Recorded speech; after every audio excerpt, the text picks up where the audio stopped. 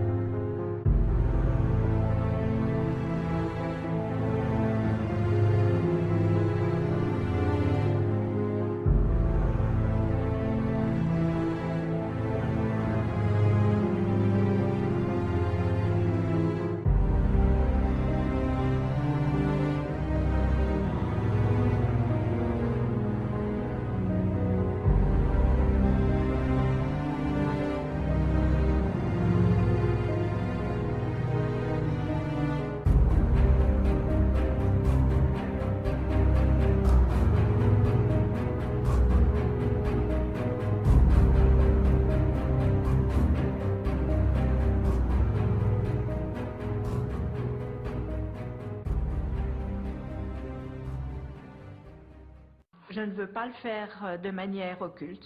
Je veux le faire ouvertement. On a trop souvent parlé des secrets, de l'occultisme, toutes sortes de choses assez aberrantes sur la franc-maçonnerie.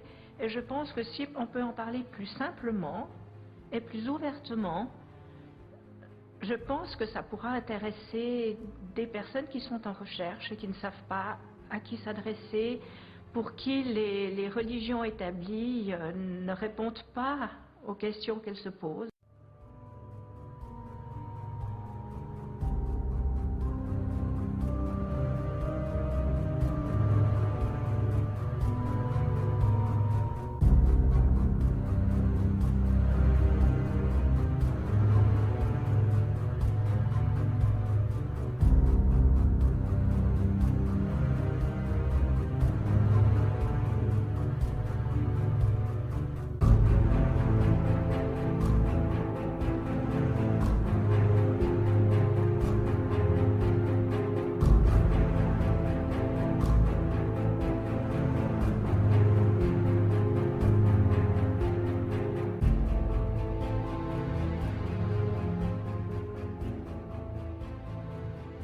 Avec ses 5000 membres en Suisse, la franc-maçonnerie est très présente dans notre pays.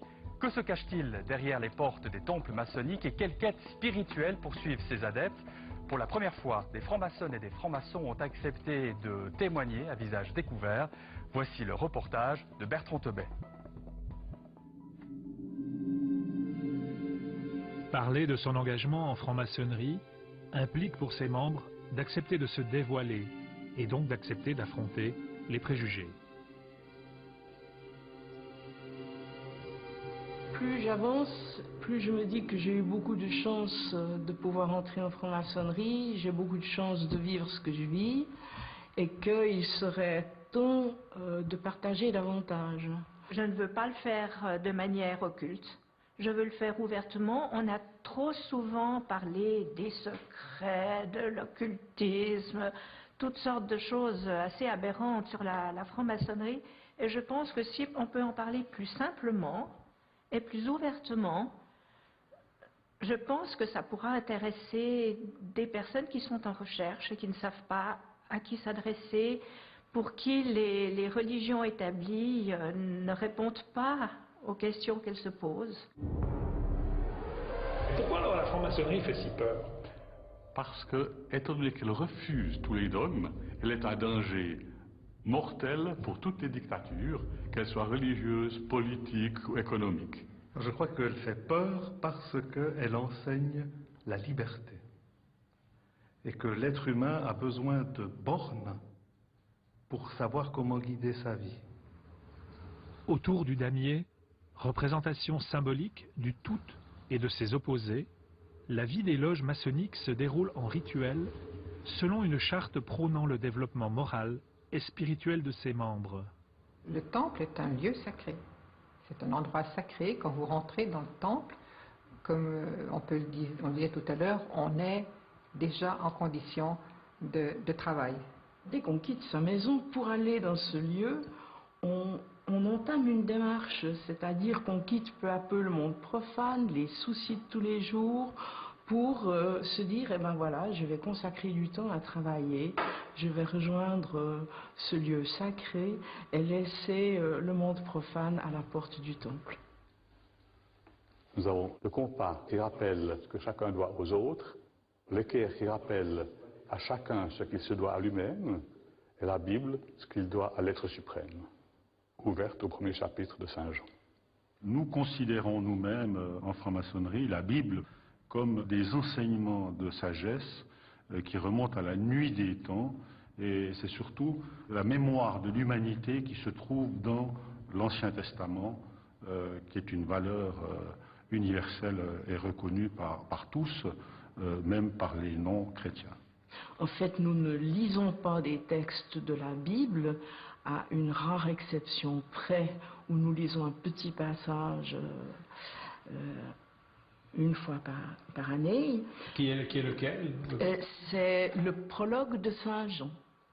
D'ailleurs, c'est intéressant parce qu'en fait, les autres références, c'est plutôt relatif à Salomon, à la construction du temple. Puisqu'en fait, nous travaillons à la construction de notre temple intérieur et nous nous référons aussi à la symbolique de la construction du temple de Salomon et des cathédrales.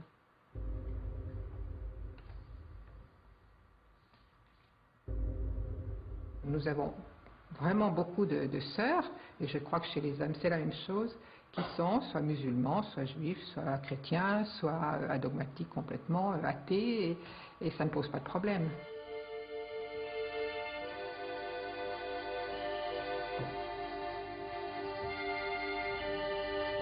Au cours des rituels, chaque symbole est porteur des valeurs représentées par 3 grandes lumières, compas, équerre et Bible sur l'autel, et au centre, 3 petites lumières. La première qu'on voit ici est la lumière de la sagesse. La seconde est la lumière de la force. Et enfin, la troisième est celle de la beauté. Pourquoi? Alors que les 3 grandes lumières rappellent les devoirs qu'ont les maçons, ces 3 petites lumières lui rappellent les qualités qu'il lui faut pour son travail. La sagesse pour concevoir l'œuvre, la force pour l'accomplir, et enfin la beauté, s'il a bien travaillé, vient décorer l'œuvre. Je crois que l'être humain a besoin de ce rituel pour se sentir un peu cadré, pour se sentir justement dans ce cocon dont on parlait tout à l'heure. Et bien évidemment, la maçonnerie n'est pas différente. Le seul vrai secret de la maçonnerie, c'est celui du vécu maçonnique. Mais ce vécu maçonnique, et au moment qu'on essaye d'en parler, il est intransmissible parce qu'on ne peut pas... Si j'ai été voir un opéra et que j'ai trouvé ça génial, je peux vous dire c'était très beau. Ça vous dira que j'ai trouvé ça beau, mais ça vous dira en aucune façon comment était cet opéra. Et la parade dont vous parlez, ce n'est qu'un symbole.